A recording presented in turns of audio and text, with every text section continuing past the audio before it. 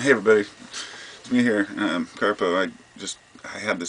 Woke up this morning and I just had to share this while I'm still kind of coherent and functional.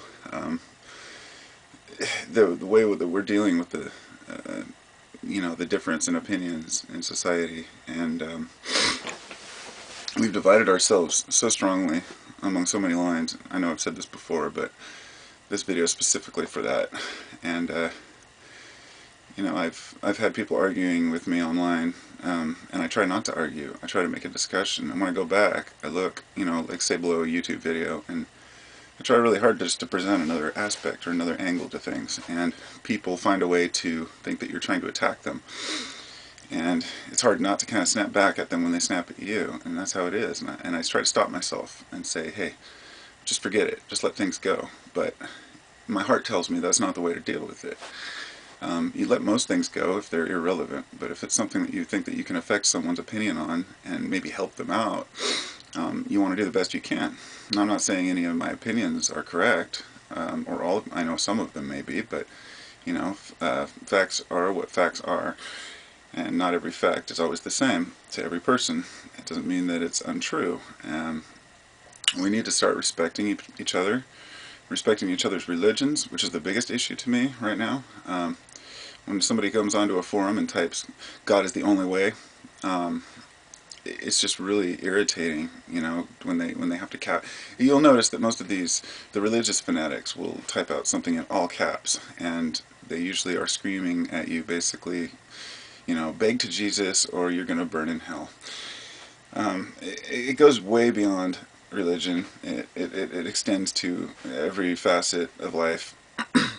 People will even argue over whether alien or UFOs and aliens are demons, and they'll fight to the teeth about that. And they'll want to know if other people don't believe that's true, then they're going to go to hell. And it goes on and on. And it gets so overwhelmingly ridiculous because there are people in power, and there are people with a lot of money in this world, and their goal is to keep us divided so we're distracted. And we all know that. A lot of us don't, but this video is for, hopefully will wake a couple people up to the fact that you're being completely brainwashed by arguing with your fellow man. We're all in this together, and we're all growing up in our own environments and our own circumstances, which certain things prevail in our lives that are important to us. And like, I'm a carpenter, for example. I have a friend who works for the city. He's never done carpentry work, and I wouldn't know how to work for the city. I mean, we could argue all day about one subject or another, but we don't, because we know what we know. There's always going to be the guy that's going to try to say he knows more than an expert, and that's fine. One example would be a discussion about vaccines the other day. I'm up in the air about vaccines. It's one of the biggest issues with parents today, and as a parent of three, I vaccinated my children, and I didn't make a hasty decision. It wasn't something that I just jumped out and just did. No, I researched it forever. I mean, it was very, very important to me to know everything I could. My decision was finally to break up the shots into a more manageable area rather than giving them 8 at once, and I saw one person talking about how bad, vaccines were for you, and all I said was, hey, here's another angle.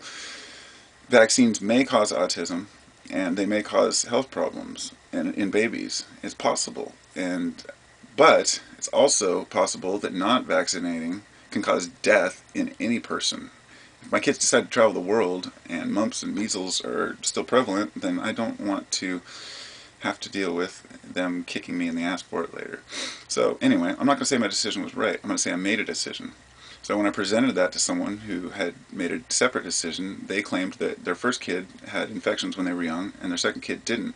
And they vaccinated their first kid, not their second kid. So they assumed that it was just the vaccines. And I was trying to be as peaceful as possible, saying, I'm not saying that you're wrong, you might be right. I'm just saying that if your kid grows up without vaccines and there's an outbreak in this country, then he could die. A guy got really mad at me, and I just had to end the conversation. And it really upsets me that people don't look at the angle and they think that you're attacking them. We need to let down these walls between us.